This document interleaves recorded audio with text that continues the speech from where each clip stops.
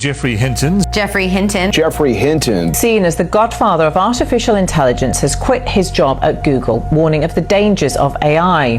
Does humanity know what it's doing? No.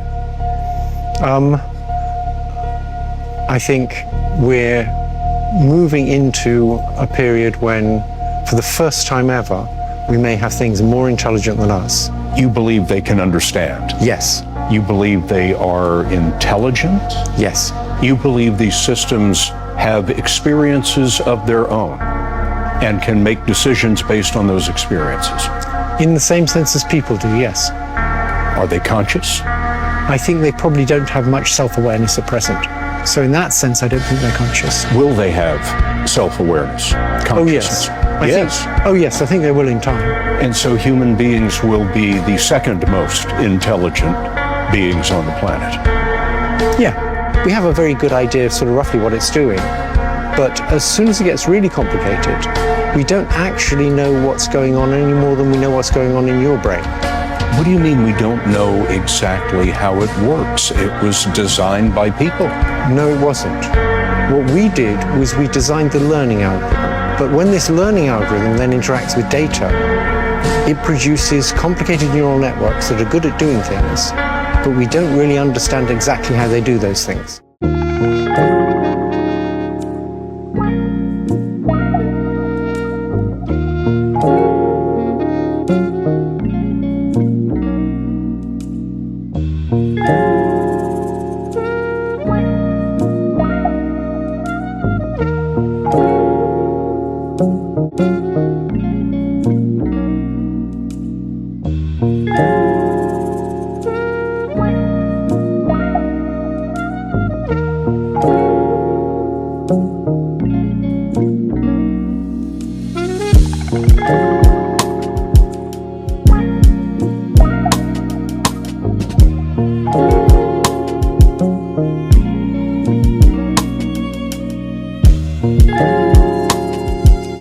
Shift to UBI Universal Basic Totally agree Income with him. Totally and MMT, agree. which is Marxism. Someday you'll own nothing and you'll be happy. And I just want your audience to think about this for a moment. I really want to beat this dead horse. You know, we are experiencing global consumer price inflation right now. This is a huge, huge problem. A problem that we haven't seen since the 1970s. This is the biggest global crisis since World War II. Yeah, absolutely. And their solution is to do what? UBI. Let's give people more money and let's restrict the supply of goods and services even further by making it harder for the producers to actually produce. So what they're doing, they're trying to sell this to the general public. The way we solve consumer price inflation is by creating more money and producing less stuff. It's the complete opposite. We need less money and we need more stuff. What he's describing is kind of like what Klaus Schwab wants.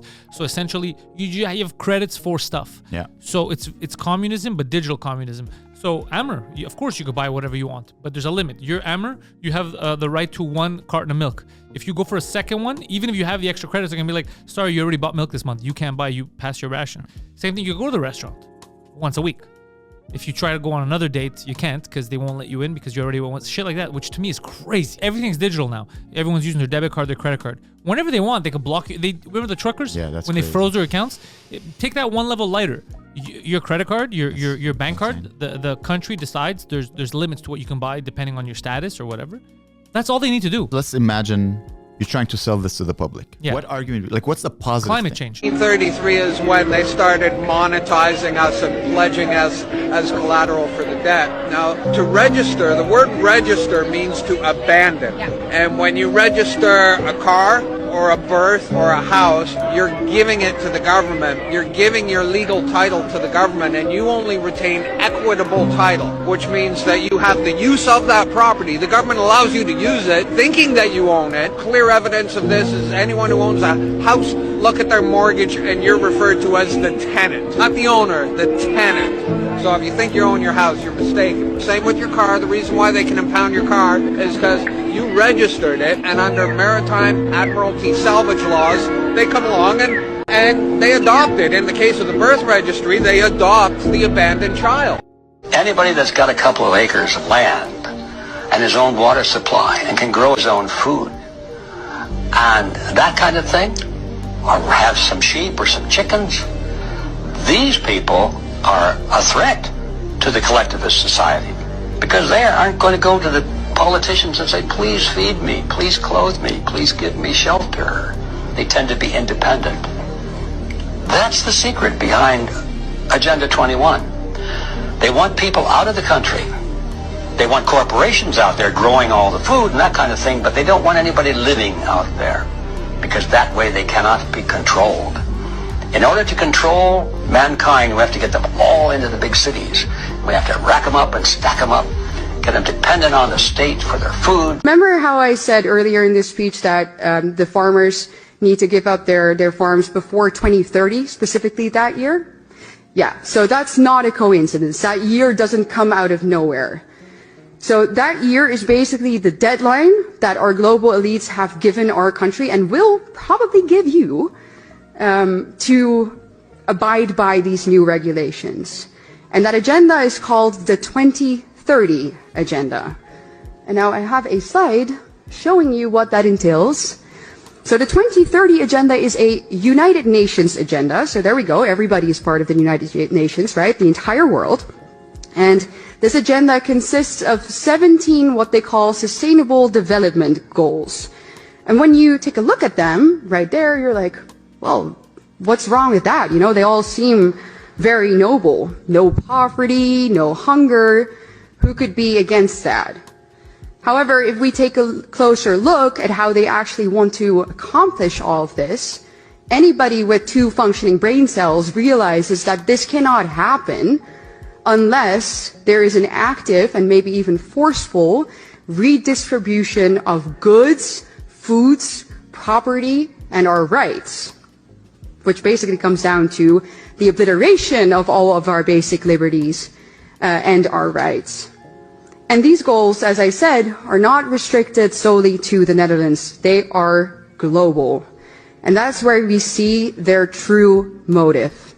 The people behind this want to establish a one world government, a new world order in which they decide what we eat, when we eat, where we travel, when we travel, who we meet, and what we are allowed to spend our money on. Basically, control over every single aspect of our lives.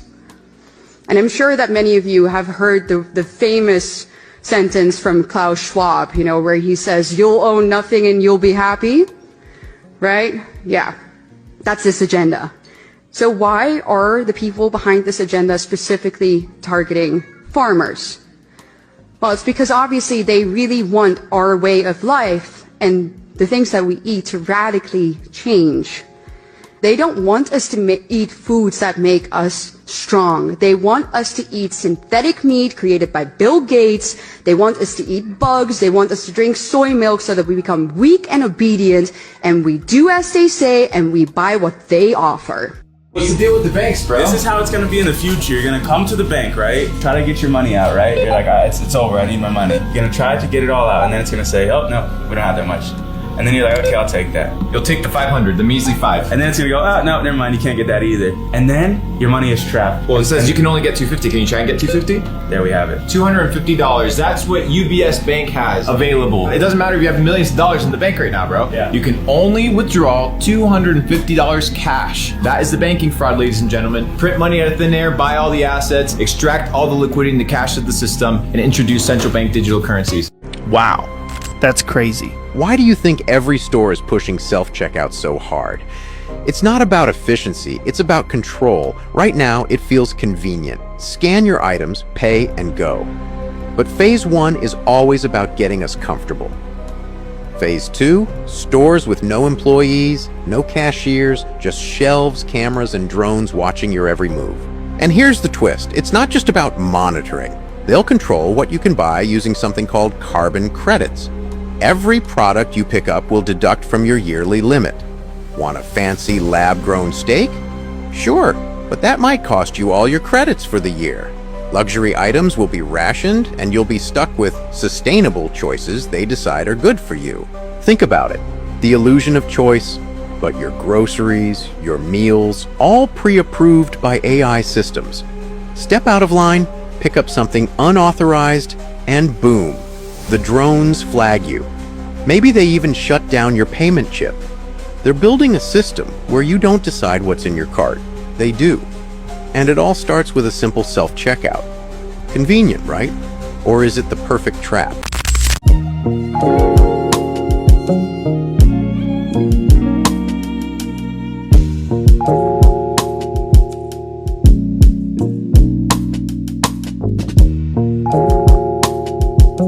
This was, I'm going to use this word predicted for lack of a better word. This is not prophecy, but prediction. If this was predicted 27 years ago, somebody knew something. Okay, here's the list. This is an abbreviated list. I could have made it much longer. You know I can. I didn't. Okay, you ready for the list? Fast mutating viral disease pandemics. Genetically developed vaccines. Smart IDs. 1997! I'm sorry, I didn't mean to scream, but, just make sure none of you are nodding off, because eyes get heavy. And DNA database tracking. DNA chips. Get this one. 1997, gene-based pharmaceuticals. Transmitting genetic instructions for a disease process. How about this one? You ready for it? Wait for it. Artificial intelligence to determine gene patterns. 27 years ago, who had heard about AI? Apparently they had. How about this one? Robots for doing genome sequencing. And then, this one blew me away. Using recombinant DNA for making spike proteins. 1997? It gets even worse. Smart homes. They have a whole chapter on smart homes / smart cities. This one will absolutely floor you. It did me. In 1997, and this is, you can do the word search and research yourself. They predicted, not 2025, but by 2020, that people would be working from home virtually. Come on. Listen, that's, I mean, how do you know that? Because you're the one who did that. World War III, of course. Nuclear devices causing widespread contamination. Nanotech devices. This stuff was never even heard of. Digital currency. And last but certainly not least, vaccination programs. I'm sorry, I got to chuckle, because if I don't, I'll cry. Vaccination programs run by organizations like the World Health Organization for a global killer that has yet to emerge. First printing, February 1997.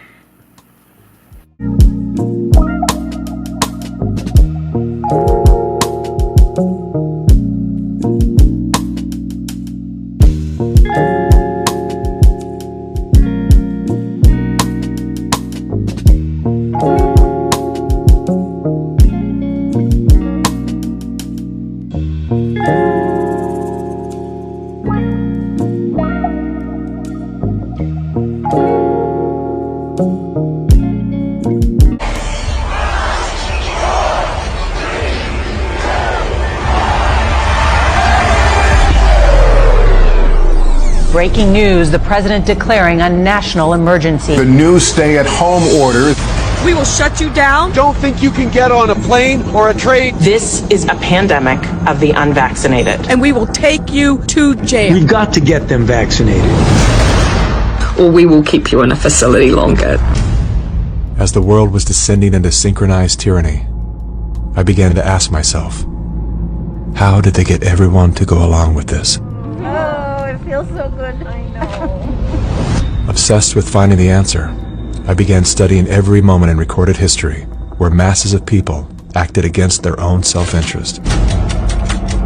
The only mechanism that could explain what was happening in society, screw your freedom, you're a schmuck, was what is usually referred to as mass formation. Here we are now with an economy in crisis, but with an incredible opportunity. Unprecedented opportunity for a reset. Your Royal Highnesses, distinguished heads of state and government, the future is built by us. We need a great reset. When they say, you'll be happy, what they mean is, you'll be enslaved. I think there's an interesting piece of hypocrisy to point out with regards to this, and specifically King Charles, I have to get used to saying King Charles now, who has just given his royal assent to new laws in the UK that okay the idea of gene-edited foods being unlabeled and undifferentiable from normal foods. He has just given his royal assent to that, despite the fact that King Charles not only was the person who literally launched the Great Reset. When the World Economic Forum had their launch party, it was King Charles who did that launch and was the first speaker. The time to act is now. Who announced the Great Reset to the world. But King Charles goes around the world jet-setting, of course, flying his private jets with all of his attendants. He has something like 120 staff who look after everything, including setting the bath temperature to just the right way and putting the bath plug in just the right position, cooking several different eggs for him every morning so he can find one with just the right consistency, traveling around with his own personal toilet seat, all of course the stupid royal nonsense. But also, he travels around with and not only his personal chefs, but his personal food supply, which is organic food only, because he will not touch the very stuff that he's trying to foist on the rest of us. But don't worry, guys, as part of One Health and as part of the UNEP, quadripartite, whatever they're going to thrust down your throat, they're going to say that this is in the name of protecting Mother Earth from those horrible, horrible farms that are producing all this horrible greenhouse gas emission. You guys are eating meat. Oh, you're eating all these horrible, you're contributing to the end of nature. What you need is this bioengineered, lab-produced gunk from these corporations that have monopolized that industry. That's what's good for you. Just don't look to us to be eating it. No, that's for you guys, the plebs out there. Anyone who is not disgusted, truly disgusted by the hypocrisy of this agenda, truly isn't paying attention to it. It has nothing to do with saving the planet.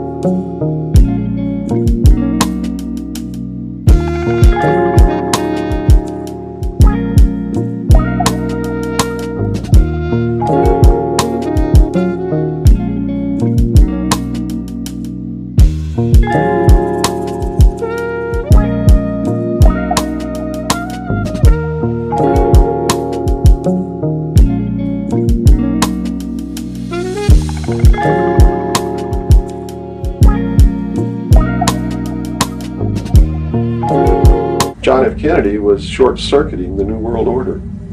He had ordered the printing of constitutional money, United States notes, which would have destroyed the Federal Reserve, which is not an agency of the United States government. It's a private corporation owned and operated by the world bankers, controlled by the Illuminati. And its purpose was to destroy the middle class in this country and thus our economy. You see it unfolding now. You are seeing, and I predicted this well in advance, you are seeing the destruction of the economy of the United States. And it will continue. It will not get better. It's downhill from here on out. Unless we nationalize the Federal Reserve, lock up the criminals who own it, cancel the debt, which will then bankrupt the Illuminati, which is exactly what we ought to do, print constitutional money, which cannot be usurped, which cannot lead to our destruction, and go back to what we're supposed to do, and quit contracting for benefits. We're escaping from the laws of nature, and there's a terrible consequence for that. You can't contract for somebody else to keep you alive. You have to be responsible within your life to keep yourself alive. And if you can't do it, then you have to die. That's the law of nature.